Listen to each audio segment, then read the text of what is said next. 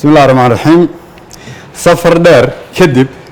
شقاء أدق يأتكيسي إن كبدن سجاشن أفر شروطات ولا حريرة دبوديسكا هنانكا دقالها ولو جولستي وحمانت نصورة شيء إن الله نصور نقولنا حريركي أن لا هين هي ده دقالها دونكا وحكم ده بنجي دونكا هي ده العكتة دونكا بنجي هرمرنت أفريقيا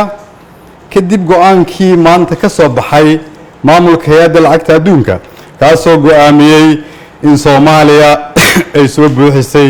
شروطه دين عفسكا أوردن وحن هذا علينا يا دمان انتي سورة جلسي كالميسي كشقيسي كغيب غادتي سفر كي ديرا أنا سوقلناي جوشة مانتا نوسوهيتي ووريو مدحوينا جمهورية فدرالك صوماليا مدحوينا محمد عبد الله فرماجو لبدا غالي بارلمانكا مدحوينا ياشا دولة قبلادية xubnaha ka ah dawladda federaalka Soomaaliyeed golaha wasiirada dawlad goboleedyada golaha wasiirada dawladda federaalka shaqaalaha hay'adaha kala duwan ee dawladda Soomaaliyeed iyo ganacsatada Soomaaliyeed oo bixiyay canshuurtii ugu badnayd ee dalka laga aruuriyo intii dib loo aasaasay dawladda federaalka Soomaaliya taasoo qayb weyn ka qaadatay in ummadda Soomaaliyeed maanta ay soo gaarto go'aankan فرحة له نوسو هيدي وحاسيدو كلام مهد علم بلارن أسو جيدنا يا دمان هي ده عالمي يودمدا عن صاحبة هاي وهسي هجر لأنا نوغلا شقي سيدي صوماليا أيو جار الهيد هدف كان مهم كا انتي لو جد جري جد سعد كدين عفسكا وحال سميه يسبدل بدل ولا حريرة هنان كدغالها دلكا تصالحان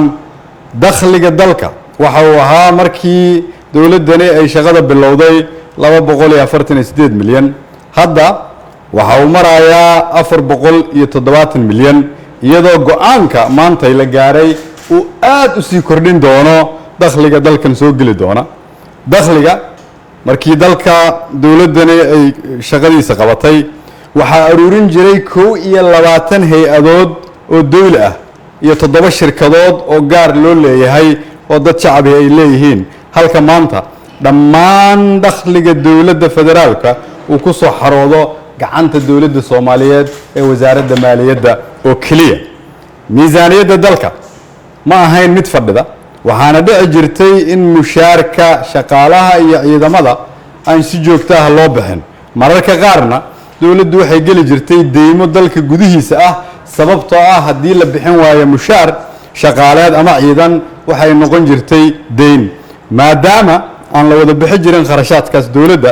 deymahaasi waxay kor u dhaafayeen 100 milyan oo gudaha kaliya ah marka aan dalka nimid sida aad la socotaan 3 sano ee dawladdan xukunka haysay ciidamada iyo shaqaalaha rayidka ah si joogto ah ayaa bil walba mushaarkeeda ama mushaarkooda loo siin jiray sidoo kale dawladdu ma gelin wax deyn ah muddadii 36 bilood oo ay shaqada haysay waxa iyadana dib u habeyn lagu sameeyay nidaamka dakhli aruurinta iyo kharash bixinta iyadoo la adeegsanayo tiknoolajiyad casri ah taasoo kor u qaaday wada shaqeynta hay'adaha maaliyadda dalka sida wasaaradda maaliyadda iyo bangiga dhexe ee Soomaaliya isla markaana qayb weyn ka qaatay sidii loo xakameyn lahaa musuqmaasuqa waxa kale oo inoo suurto gashay in la meel mariyo 10 sharci oo lafdhabar u ah dib u habeynta hanaanka dhaqaalaha dalka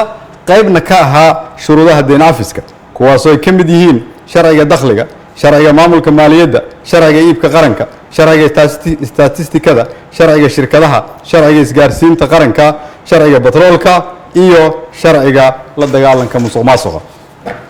waxa iyaduna horumar aad u ballaaran laga sameeyay dib u habeynta ciidamada iyo shaqaalaha rayidka waxaa la sameeyay diiwaangelinta habka casriga ah ee loo yaqaano biometric registration taasoo sugtay tirada dhabta ah ee ciidamada iyo shaqaalaha rayidka iyadoo la diiwaan gelinayo xogta gaarka ah ee shakhsi walba oo ka mid ah ciidamada iyo shaqaalaha rayidka waxaa meesha iyadana laga saaray lacagtii gacanta lagu qaadi jiray waxaana la suurto geliyay in shilin walba ama dollar walba oo soo gala khasnada bangiga dhexe lagu shubo akoon uu leeyahay qof shaqaale ah ama qof ciidan ah ama adeeg la bixiyey oo soo maray shuruudaha dhabta ah ee hufnaanta oo adduunyadoo dhani ay aqoonsatay taasoo keentay in dalka deynta laga cafiyo deyn cafiska go-aanka maanta laga gaaray waa maxay faa'iidooyinka ay leeyihiin kow dalkeenu laga bilaabo caawa waxa uu helayaa xuquuqda iyo saamiga aan ku leenahay hay-adaha dhaqaalaha adduunka hay-adaha dhaqaalaha adduunka oo ugu horeeyo bangiga adduunka hay-adda lacagta adduunka bangiga horumarinta africa bangiga islaamka iyo dhammaan hay-adaha horumarinta ee dowladaha dunida waxay fursad cusub u furaysaa ganacsatada dalka Soomaaliyeed meel walba ay joogaan gobol walba oo heli doona maalgashi caalami ah haddii aad joogto Hargeysa ama Burco ama Boosaaso ama Jowhar ama Kismaayo ama Dhuusamareeb dunida waxay maanta leedahay fursad ay dalkan ku maalgashato waayo laga bilaabo maanta waxa laga wareejiyay caqabadihii iyo shuruudihii hortaagnaa waxaan naga caawinaysaa dib u dhiska dalka sababtoo ah waxaan heli doonaa dhaqaalo lagu dhiso iskuulada isbitaalada jidadka lagu abuuro shaqo waxaa kobci doona dhaqaalaha dalka dhan oo miisaaniyadan malaayiinta ayaa insha Allah waxay gaari doontaa balaayiin waxaa bilaaban doonaa in dadka Soomaaliyeed ay helaan adeegyo waafi ah waxaa dawladda Soomaaliyeed helaysaa aaminaad ah in dunidu nagu aaminto dhaqaalaha dalka loogu talagalay waxaa isbedelay laga bilaabo saacadan wajigii lagu yaqaanay dalka Soomaaliyeed iyo qaabkii loola macaamili jiray sidoo kale waxaa u dhib yaraan doona bangiyada Soomaaliyeed ee dadka Soomaaliyeed ay leeyihiin inay la macaamilaan bangiyada adduunyada ku yaala guushani waxay tilmaamaysaa in dadka Soomaaliyeed ay ka soo bixi karaan shuruud kasta haddii ay go'aansadaan inay gacmaha isqabsadaan haddaba guushan ma lahan qof gaar ama dawladda kaligeed ama madaxweyne ama ra'iisul wasaare ama baarlamaan ama dawlad goboleedyo guushani waa guul weyn oo ah guushii ugu weyneed oo la gaaray 30 sano la soo dhaafay waa guul u dhiganta inaan mar labaad dib u xorownay waa guul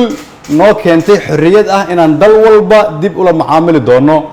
oo lagu gudbi doono meelihii iyo hay'adihiina loo soo mari jiray sidaas daraadeed ayay waajib ku tahay qof walba Soomaaliyeed inuu qayb ka ahaado inaanan gadaal u naqan oo laga shaqeeyo sidii guushani ay ummadda Soomaaliyeed u xajisan lahaayeen si taasi haddaba u dhacdo waxaa muhiim ah in laga sii shaqeeyo hufnaanta maamulka isla xisaabtanka dawlad wanaagga iyo shaqo ku dhisan xirfad ku salaysan aqoon kana madax bannaan qabyaalad iyo musuqmaasuq waa mahadsantihiin